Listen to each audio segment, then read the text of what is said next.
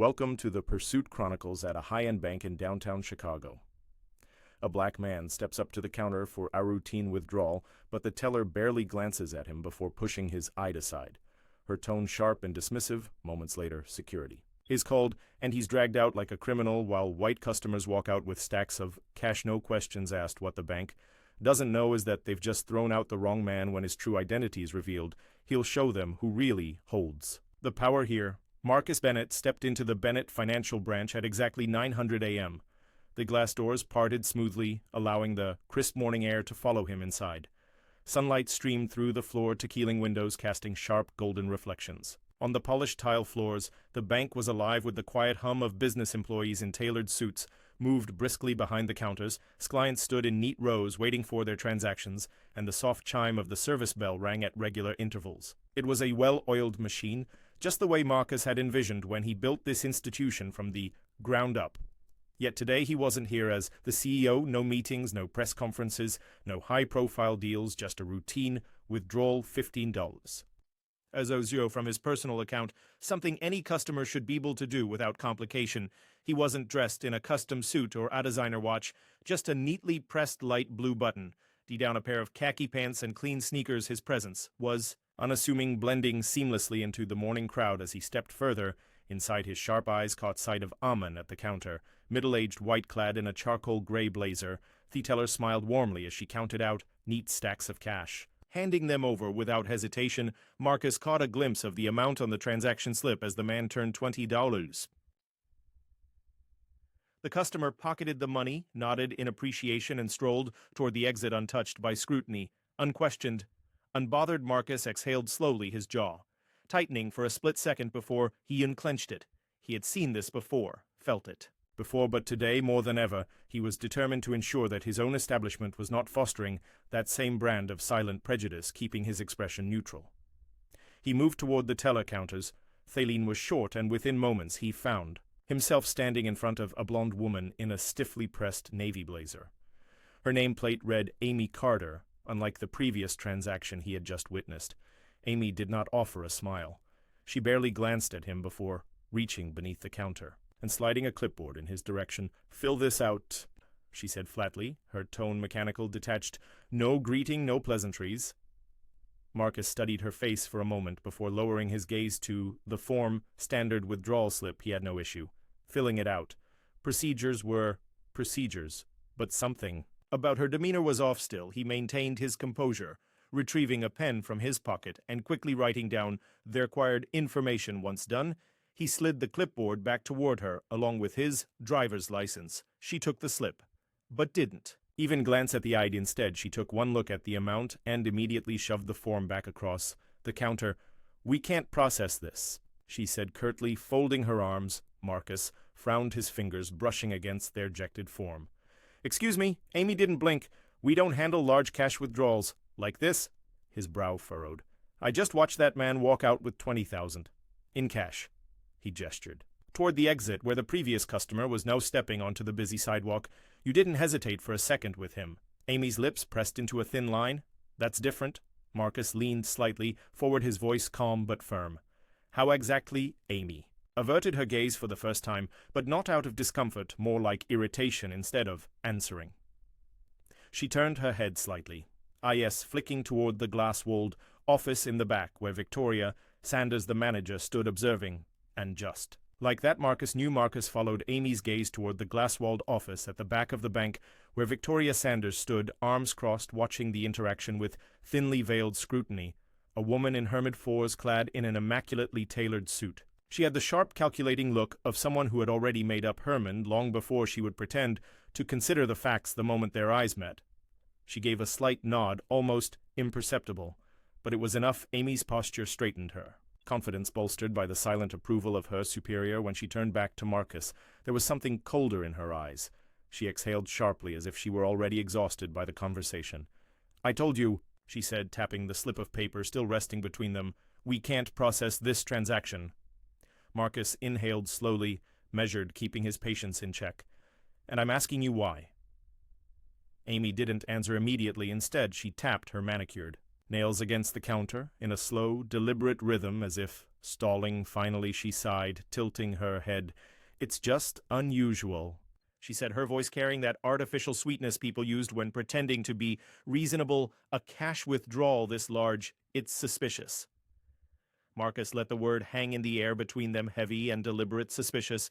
He felt it settle in, his chest in his bones, the way it always did when people like Amy used polite words to mask uglier intentions. He knew this game, he had played it his whole life, maneuvering through unspoken rules that dictated who was given trust without question and who was forced to prove over and over that they even had the right to exist in certain spaces. You didn't seem suspicious when he did the exact same thing. Marcus said, his voice even controlled. He didn't need to. Point, they both knew who he meant. "So tell me, Amy, what's the difference?" A flicker of something flashed in her eyes, a split-second hesitation before Cher-covered, shaking her head. "Sir, I don't make the rules." Marcus let out a soft, humorless chuckle. "You don't make the rules," he echoed, "but you sure as hell know how to apply them selectively?" Amy bristled her lips, pressing into a tight, thin line. "I need to get my manager." She said abruptly, her tone clipped. She didn't wait for a response before she turned sharply on her heel and disappeared into the back office. Marcus didn't move. His fingers rested against the cool surface of the counter, tapping, idly matching the steady thud of his heartbeat. The air in the bank had shifted, subtle but noticeable, as if the space itself had sensed the tension simmering beneath the surface. He could feel eyes on him, other tellers glancing in his direction, customers shifting uncomfortably as if they knew something was happening but didn't want to get involved. A few feet away, a woman, white, in her early 50s, watched him with thinly veiled curiosity. Lisa Parker, he read, from the name tag pinned to her purse. She was standing near the customer service. Desk hands folded over the strap as if debating whether to say something. Marcus met her gaze briefly, and for a moment she hesitated before offering a small, uncertain smile. He didn't return. Not because he was angry at her specifically, but because he knew how this played out. People like Lisa watched, they whispered, they noticed when things like this happened, but they rarely did anything about it. The door to the back office swung open. Victoria Sanders stepped out, her heels clicking sharply against the tile, her expression unreadable. Amy followed closely behind, her chin slightly lifted, the subtle smirk of someone who knew they had. Back up. Victoria stopped in front of the counter, smoothing down the front of her blazer as she studied Marcus. "Good morning, sir," she said, her voice polished and professional, the kind of tone reserved for handling complaints from difficult customers. "I understand you're trying to make a large withdrawal today." Marcus met her gaze evenly. "I am." Her smile was polite but didn't reach. Her eyes, "Unfortunately, we have certain security protocols in place for transactions of this size." Marcus tilted his head slightly. "Security protocols?" "Yes," she said smoothly.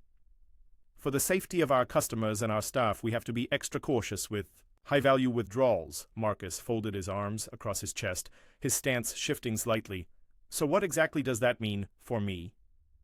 Victoria offered a sympathetic expression, the kind that was meant to look apologetic but was really just condescending. "It means we need to verify some additional information before proceeding." Marcus exhaled through his nose. "You mean my information, because clearly you didn't need to verify anything when that man withdrew more than I did." Victoria's smile didn't falter, but there was something in the way her jaw tensed that told him she wasn't used to being challenged. "I can't speak to other customers' transactions," she said, her tone growing sharper. "But in this case, I'll need to confirm the source of these funds and verify your last deposit amount." Marcus felt his patience slip another inch. "You have my account number right in front of you. Look it up." Victoria's expression hardened. "I'm going to need you to cooperate, Mr. Bennett." Marcus laughed, short and incredulous. "Cooperate? I'm standing here giving you everything you need to do your job, and you're still finding reasons to refuse me. That's not protocol.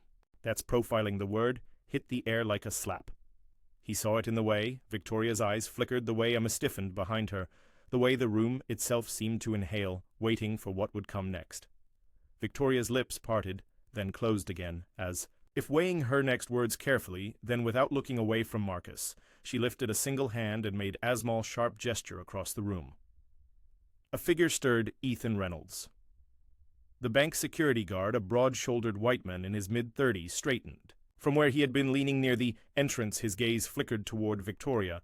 Then to Marcus. He didn't hesitate. He started walking toward the counter. Marcus didn't move as Ethan Reynolds approached, his heavy boots echoing against the polished The security guard was tall, broad, the kind of man who carried his authority like a badge he didn't need to flash because people like him never had to prove they belonged. His expression was carefully neutral, but his posture wasn't shoulders squared. Hands loose at his sides, he walked with the slow, deliberate pace of someone preparing for an unnecessary escalation. Victoria didn't bother glancing at him. She didn't have to.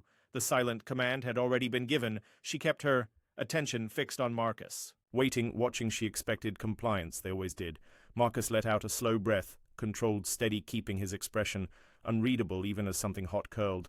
In his chest, he had seen this play out too many times before a scene as old as time. A black man being treated like a threat in a space where he was supposed to belong. "I'm going to ask you again," Victoria said, her voice still polished, still perfectly professional, as if she wasn't actively orchestrating his removal. "Can you verify the source of these funds?" Marcus's jaw tightened. "My paycheck," he said evenly. "Like every other time I've deposited. Money into this account." Victoria tilted her head, slightly, her eyes flicking to Amy, who stood stiff behind the counter, arms crossed. "And can you provide the exact amount of your last deposit?" Marcus stared at her. He could feel the weight of the room. Pressing, and now other customers were pretending not to listen. Tellers were pointedly avoiding looking in his direction. Lisa Parker, the older white woman standing near the customer service desk, shifted uncomfortably, her grip tightening on the strap of her purse. She wanted to say something. He could see it in the way she fidgeted, the way her mouth opened just slightly before she decided, "Not my place." Marcus dragged a slow hand down his face, exhaling through his nose. "You have my account number, right?" "In front of you," he said, forcing his voice to stay even calm. "Why don't you look it up?" Victoria's expression didn't change. "That's not how we do things here." A laugh, low and humorless, pushed past Marcus's lips. "That's interesting," he said, "because I've banked here for years, and not once have I been asked these questions, not once have I been treated like I don't belong." He took a step closer to the counter, his voice sharpening. "So tell me, Victoria, what exactly about me makes you think I don't?" Silence, thick, stifling. Amy's gaze flickered toward Victoria, uncertain. Now even she knew they had crossed the line from policy into something else entirely. But Victoria, she didn't flinch, if anything. The slight curve of her lips suggested she enjoyed the power she thought she held in this moment. Her gaze drifted past Marcus, a flick of the eyes that said more than words ever could. "Ethan." Reynolds stopped beside him, close enough that Marcus could feel the presence of him, a shadow, looming just at the edge of his periphery. "I'm going to have to ask you to leave," Ethan said, his voice flat and personal. Asif Marcus were nothing more than a minor inconvenience, as if he weren't a customer at the very bank he built. Marcus turned his head, slowly meeting the guard's eyes for the first time. He held his gaze, searching for any sign of awareness, of doubt, of hesitation. He found none, and yet he knew Ethan didn't make this call. Victoria did. Amy did. All of them did. They had decided the second he walked through those doors that he didn't belong, that he wasn't deserving of the same courtesy, the same trust, the same ease that had been extended to them and before him. The difference between them, skin, nothing else, and now they were sending him out. Marcus inhaled once deeply, then exhaled, his patience thinning by the second. He had played this game long enough. He reached into his pocket, slow and deliberate, and pulled out his phone. He unlocked the screen with a tap, raised it slightly, and hit record. "You're refusing to process my withdrawal," he said, his voice calm but clear enough to carry, despite having my identification, my account information, and despite processing an even larger withdrawal for a white customer, right? Before me, Amy tensed. Victoria's jaw twitched. Ethan's stance stiffened. "I'm going to ask you again," Ethan said, his voice a shade less certain. "Now step outside." Marcus's grip tightened around his phone. "And if I don't," Ethan didn't hesitate. He reached out, a firm hand wrapped around Marcus's forearm, fingers skirling with just enough pressure to make it clear he wasn't being asked anymore. Marcus barely had time to brace himself before he was yanked backward. His shoulder collided with Ethan's solid frame as the guard spun him toward the door, shoving him forward with just enough force to make him stumble. A sharp gasp broke through the silence. Someone muttered, "What the hell?" But no one stepped in his feet, barely caught traction before he was shoved again, this time harder, until his back hit the glass door. The impact sent a sharp shock up his spine, but Marcus didn't let it show. He refused to let them see it. The door swung open under the force, and the next thing he knew, he was outside. The cold morning air hit him like a slap behind him. Ethan stood in the doorway, arms crossed. looking down at him with impassive disinterest. And then the final insult, he said the very thing they refused to acknowledge, the very thing that proved exactly who he was tossed to the ground at his feet. The small plastic card hit the pavement with a sharp, lifeless clatter. Something burned in Marcus's chest, something hot and rawsome, thing dangerously close to the line between contained rage and outright fury, but before he could move, before he could reach down, a shadow passed over him, a second. Security guard Jamal Brooks, black mid-30s, tired in a way that had nothing to do with physical exhaustion, stepped forward. His expression was unreadable, but there was something in his eyes when he crouched down, when his fingers closed around the discarded. Eyed when he dusted it off with deliberate, almost reverent care before handing it back to Marcus.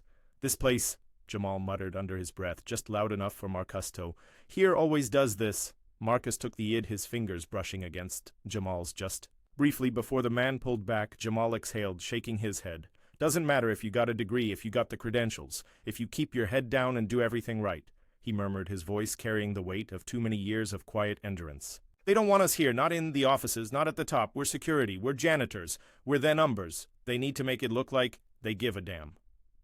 He glanced back at Ethan, his expression filled with something between resignation and restraint. "Disgust! But this—" His voice dipped lower, just for Marcus. "This ain't." New, Marcus stared at him for a long moment, heart still pounding, adrenaline still thick in his veins, then slowly he raked back into his pocket. He pulled out his phone again. But this time he wasn't recording. He was dialing the line. Rang once, twice, then David Carter, a crisp voice, answered. Marcus's grip tightened. "I need you at the Chicago branch now." There was a beat of silence on the other end of the line, then a sharp inhale. "I'll be there in 15. Marcus ended the call, sliding his phone back into his pocket, his fingers curled around his ID, the edges pressing into his palm, grounding him, keeping the fury simmering beneath his skin from boiling. Over his eyes flicked to Jamal, who was still standing beside him, hands on his ship's gaze flickering between Marcus and the glass doors, where Ethan remained stationed like a watchdog. Jamal let out a short, humorless laugh. "Well," he muttered, shaking his head, "this is about to get real interesting." Marcus didn't respond. He didn't need to. The next 15 minutes stretched like hours inside. Through the glass he could see the bank carrying on as if nothing had happened. Victoria was back behind the counter speaking to Amy, her movements sharp, efficient, dismissive. Ethan remained by, the door arms crossed, eyes occasionally, flicking toward Marcus but never holding. His gaze for long. Lisa Parker had disappeared, probably deciding it was easier to remove herself than to witness something uncomfortable, typical. Then, finally, a sleek black car pulled up to the curb. The driver barely had time to put it in park before the door swung open, and David Carter stepped out. David was a man who commanded attention without asking for it. White, early 50s, salt and pepper hair, sharp suit, sharp eyes. Unlike the performative professionalism Marcus had faced inside, David's authority was real-earned, not projected. He didn't waste a second. The moment his gaze landed on Marcus, Heiss' expression tightened. Then he was moving, Ethan straightened as David approached, uncertainty flickering across his face. He must have recognized him. Must have realized this wasn't just another customer, but David didn't even acknowledge the guard. He stepped right past him, the air in the bank shifting as the glass doors parted for him. His presence slicing through the tension like a blade. Marcus followed his steps, measured, controlled, though the heat of anticipation coiled in his chest. Jamal hesitated for only a second before trailing behind the second. Victoria turned and saw David. Her expression flickered something between confusion and realization. She straightened, smoothing down the front of her blazer, quickly composing herself. Amy, standing just behind her, went stiff. Mr. Carter. Victoria greeted her, voice forcibly even, her professional mask slipping into place. "I wasn't expecting." David didn't give her the chance to finish clearly. His tone was cold-cutting, because if you'd been, this wouldn't be happening. Victoria's lips parted, then closed. A shadow of discomfort passed over her face, but she recovered quickly. "Sir, there seems to be some misunderstanding." "Oh, there's no misunderstanding," David cut in smoothly, his gaze shifting briefly to Marcus before locking back onto her. "The only thing I'm confused about is why my key was just forcibly removed from his own bank." A dead silence fell over the room. Amy visibly appalled, Ethan stiffened by the door, even the tellers who had been pretending not to listen froze. Mid-transaction, Victoria blinked, then blinked. Again, for the first time, her perfectly composed expression faltered. Her mouth opened a second, too late. "I save it," David said, voice like steel, His gaze flicked to Amy. You refused his transaction. Amy's throat bobbed. I was just following protocol. David echoed, his tone edged with disbelief. He let the words settle, let it stretch into, the silence. Is that what we're calling blatant racial profiling now? Amy's mouth opened and closed, but no words came out. David didn't wait for an answer. His attention snapped back to Victoria. Tell me, Victoria, he said, slow, deliberate, measured. Did you even check his account before you decided he wasn't qualified to access his own money? Victoria inhaled sharply, her composure finally cracking. Sir, yes or no? David's voice was quiet, lethal. Victoria hesitated. Just for a fraction of a second, but it was enough. David exhaled through his nose, a slow, calculated breath. Then he looked around the room, at Ethan, at the tellers who had watched, and said nothing.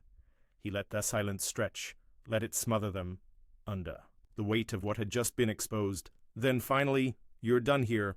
He said. Victoria went rigid. Sir, effective immediately, David continued, as if she hadn't spoken, and if I find out this kind of treatment has been happening to other customers. His gaze flicked to Ethan.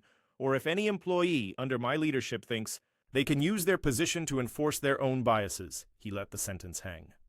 Unfinished, the threat embedded in the silence. You won't just lose your job, you'll answer for it legally. Ethan had the decency to look away. Victoria's face flushed deep. Read a stark contrast to Thassie confidence she had held just minutes ago. This is completely unnecessary.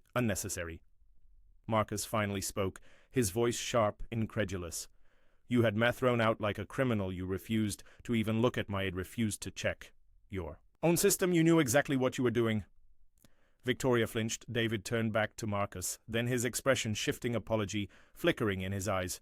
Though he knew words wouldn't fix what had already happened.